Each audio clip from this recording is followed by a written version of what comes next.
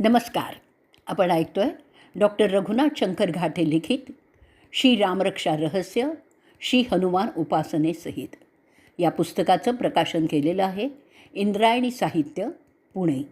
आजचा आपला भाग चाललेला आहे 12वा. आज आपण ऐकणार आहोत सुग्रीवेशक कटी पातू. सुग्रीवाचा स्वामी राम माझ्या कमरेचं रक्षण करू देत. कटी म्हणजे कंबर. तिच्या भीतीने सुग्रीव पर्वत गुहेत लपून बसलेला होता. त्याचा सामर्थ्यभंग झालेला होता, म्हणजेच त्याचं कंबरडं मोडलं होतं. रामाने वालीला मारून त्याचं राज्य परत मिळवून देण्यासाठी सुग्रीवाला सहाय्य केलं होतं. अशा प्रकारे सुग्रीवाच्या कमरेचं रक्षण केलं असा एक अर्थ इथे लावला जातो. सुग्रीवाने रामाच्या शक्तीची परीक्षा पाहिली. शिवाय सीतेच्या शोधात हनुमान आणि इतर वानर यांची मदत याही घटना सूचितच होतात. आता राम आणि सुग्रीव यांचे फक्त व्यावहारिक संबंध होते का? तर हो, त्याची भक्ती खालच्या प्रतीची होती. तेव्हा सुग्रीवाचा स्वामी राम माझ्या शरीराच्या खालच्या भागाचं म्हणजे कमरेचं रक्षण करू असाही अर्थ काही जणांनी इथे लावलेला आहे. सुग्रीवाचा ईश म्हणजे स्वामी माझ्या कमरेचं रक्षण करू. रावणाने सीताहरण केल्यानंतर सीतेच्या शोधासाठी राम आणि लक्ष्मण दंडकारण्य सोडून दुसऱ्या अरण्यातून जात असताना पंपा सरोवर आणि जवळच मातंग ऋषींचा आश्रम दिसला. तिथे मातंग ऋषींची शिष्या शबरी राहत होती. ती सतत रामाचंच चिंतन करीत असे. ती अतिशय वृद्ध झालेली होती. राम त्या आश्रमात आले. त्यांना पाहून शबरीने स्वतःला त्यांच्या चरणांवर लोटून दिलं.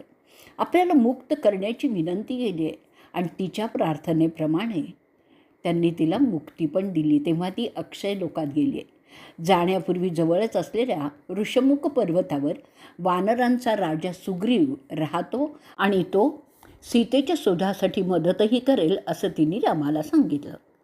वालीने सुग्रीवाचं राज्य आणि त्याची पत्नी बळकावल्यामुळे श्रीराम आणि सुग्रीव समदुःखीत होते.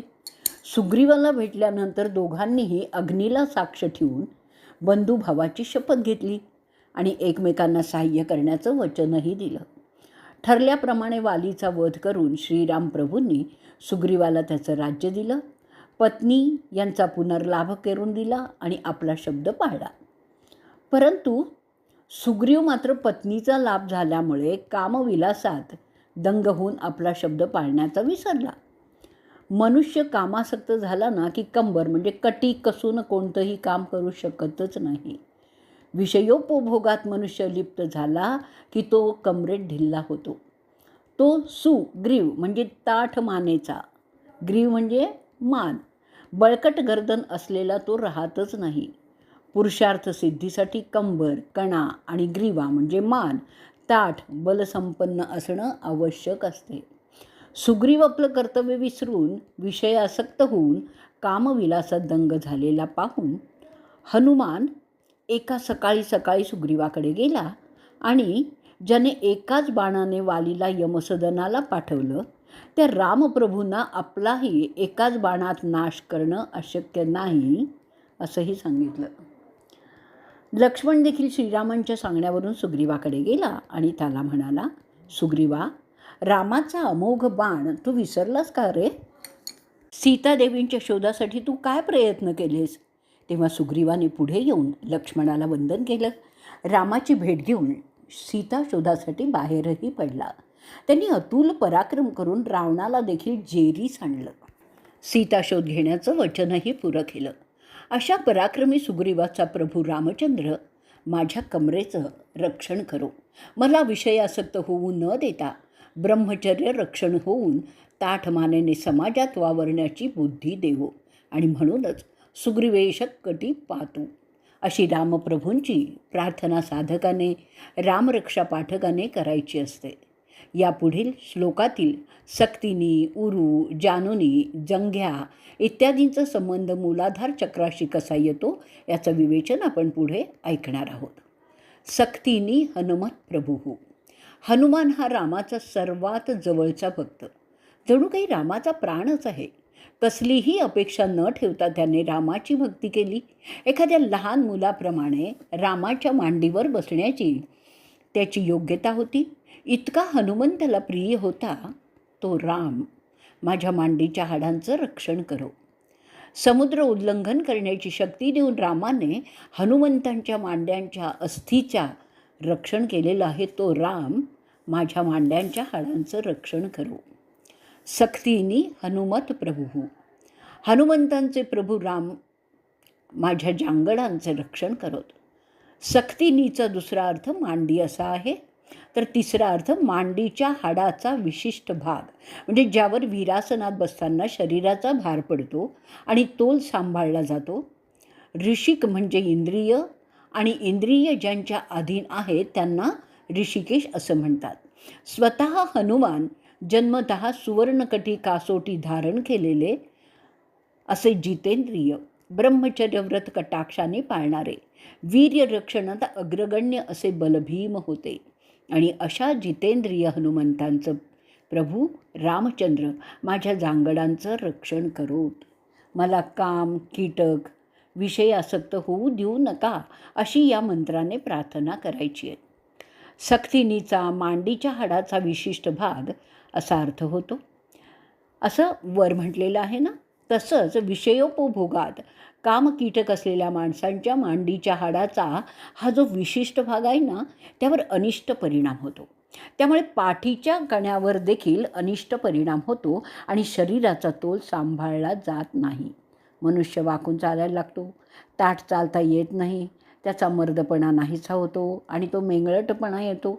म्हणून सक्तीनी हनुमत प्रभू अशी रामचंद्रांची प्रार्थना करायची.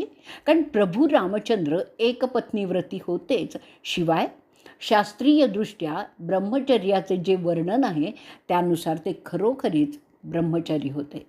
असूनही सहस्त्र नारी परिहा हरी ब्रह्मचारी या उक्तीनुसार रामप्रभू खरोखरच ब्रह्मचारीच होते.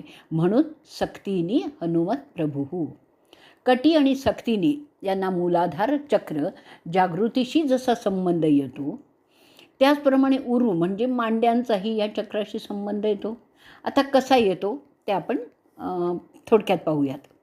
उरू रघुत्तम पातू रक्षक कुलविनाशकृत, म्हणजे राक्षसांच्या कुळाचा नाश करणाऱ्या रघुत्तमांनी माझ्या दोन्हीही मांड्यांचं रक्षण करावं.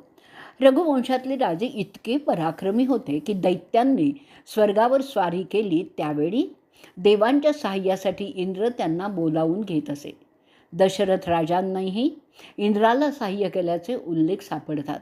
आणि ह्या राजांना इंद्र आपल्या शेजारी मांडीला मांडी लावून अर्ध्या आसनावर सन्मानाने बसवून घेत असे. राक्षस कुळाचा नाश करणारा रघुत्तम इथे काम, क्रोध, मदारी, षड्रिपुरूपी राक्षसांचा नाश हा अर्थ अभिप्रेत आहे.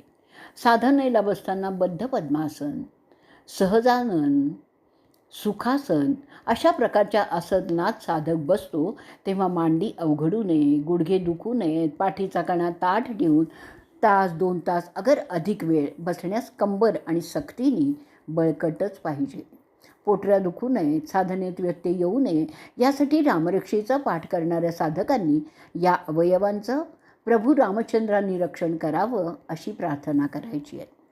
एकदा बैठक सिद्ध झाली की मग मन एकाग्र होऊन योग मार्गात वेगाने प्रगती होऊ शकते आणि मूलाधार चक्रात 3.5 वेटोळ्यात तोंड खुपसून झोपलेली कुंडलिनी शक्ती जागृत होण्यास मदत होते. जानोनी सेतू कृत पातू, सेतू म्हणजे पूल, सेतू बांधणारा म्हणजेच या भवसागराच्या पार पलीकडे जाण्यासाठी रस्ता तयार करणारा तो सगुण साकार ईश्वराकडून निर्गुण निराकार ईश्वरात तत्वाकडे नेणारा राम माझ्या दोन्हीही गुडघ्यांचं रक्षण करो. ईश्वराकडे जाण्याच्या मार्गावर आपण लहान मुलांप्रमाणे असतो. चालण्याच्या पहिल्या प्रयत्नात गुडघ्यांना फार महत्त्व असतं आणि म्हणूनच सेतू बांधणारा राम माझे गुडघे सक्षम ठेवो असा एक अर्थ इथे लावला जातो. लंकेला जाण्यासाठी वानरांना समुद्र ओलांडता यावा म्हणून रामाने वानरांच्या गुडघ्यातील कमकुवतपणा दूर केला.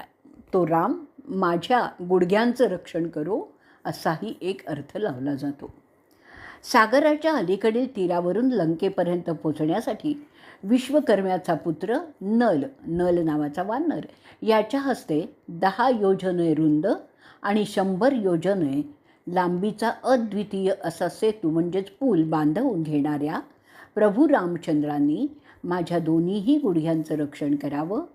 मानवी शरीर पंचमहाभौतिक तत्वांचं बनलेलं आहे.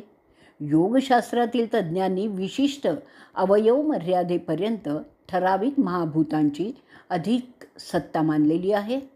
पावलांपासून गुडघ्यांपर्यंत पृथ्वीतत्व, तिथून नाभीपर्यंत जलतत्व, नाभीपासून कंठापर्यंत तेजतत्व, कंठापासून भ्रूमध्यापर्यंत वायुतत्व आणि भ्रूमध्यापासून ब्रह्मरंध्रापर्यंत आकाशतत्व अशी विभागणी तज्ज्ञांनी केलेली आहे. आपल्या शरीरात पृथ्वी आणि जल या 2 तत्वांमधील पहिला जोड म्हणजे गुडघ्यांचा सांधा म्हणजे जानुनी. श्रीरामांनी पृथ्वी आणि समुद्र म्हणजे जलतत्व यांचा सांधा सागरावर सेतू तयार करून जोडला होता. आता सृष्टीतील पंचमहाभूतांवर सत्ता चालवू शकणारे श्रीराम शरीरातील पंचमहाभूतांवर सहजपणे स्वामित्व गाजवू शकतात. आणि म्हणूनच आपण साधनेला बसलो असताना किंवा व्यवहाराकडे डोंगरपायी पार पाडण्याचा प्रसंग जर आला असता तर गुडघ्यात आवश्यक ती शक्ती सतत टिकून राहावी यासाठी रामचंद्रांना प्रार्थना करायची. जानुनी सेतुकृत पातु. पुढचा मंत्र ऐकूयात. जंघे दशमुखांतकः. हे जग म्हणजे विराट पुरुषाच्या पोटरे आहेत. दशमुख, दशमुख म्हणजे 10 तोंडाने एकच गोष्ट वेगवेगळ्या 10 फसव्या पद्धतीने बोलणाऱ्या, म्हणजेच तो कोण? रावण. दशमुख म्हणजे रावण. रावणाचा वध करून रामाने विराट पुरुषाच्या पोटऱ्यांचं रक्षण केलं आहे. तो राम माझ्या पोटऱ्यांचं रक्षण करो असा एक अर्थ लावला जातो. दशमुख रावण म्हणजेच लिंग देहातील आत्मा जो 10 इंद्रियांद्वारे आनंदाचा उपभोग घेतो. या ठिकाणी मुख म्हणजे इंद्रिय असा अर्थ गृहीत धरलेला आहे. तर लिंग देहाचा नाश करण्यासाठी हालचालींसाठी मदत करणारा राम म्हणजेच ईश्वर ताठ आणि न लडखडता चालण्यासाठी जांघांचं रक्षण करू असा मंत्र रामायणात अर्थ सांगितलेला आहे. दशमुख दशानन रावणाचा अंतक म्हणजे अंत किंवा वध करणारा श्रीराम माझ्या जंघांचे म्हणजे दोन्ही पोटऱ्यांचं रक्षण करो. रावणवधासाठी अयोध्येतून बाहेर पडलेले श्रीरामचंद्र लंकेपर्यंत गेले. ते पायी चालतच गेले.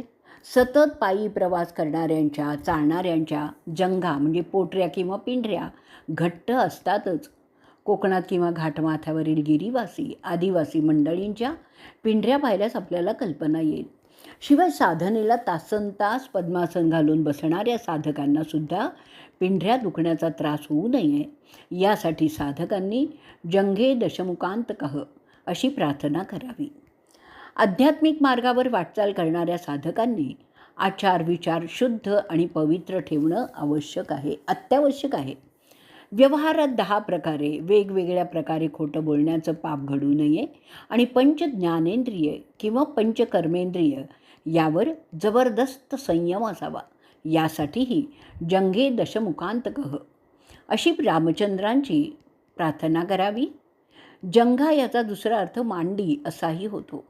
साधक जेव्हा साधनेला पद्मासन किंवा बद्ध पद्मासन घालून बसतो ना तेव्हा जंघा मांडीला जोरदारपणे चिकटवल्या जातात. बद्ध पद्मासनात बराच वेळ बसणाऱ्यालाच याची कल्पना येईल आणि महत्त्वही पटेल. अशा प्रकारे आसन सिद्ध झालं की ध्यानाला सुरुवात केल्यानंतर मूलाधार चक्र जागृत होऊन जीवाशिवाची भेट होण्यास आणि ब्रह्मानंदी तल्लीन होण्यास अवधी लागणार नाही. साधक तत्काळच कैवल्यपदाचा अधिकारी होईल आणि अशा तऱ्हेने रामचरणी एकरूप होण्यासाठी जंघे दशमुखांतकः अशी प्रार्थना करायची आहे. आजचा भाग आपण इथे संपवणार आहोत.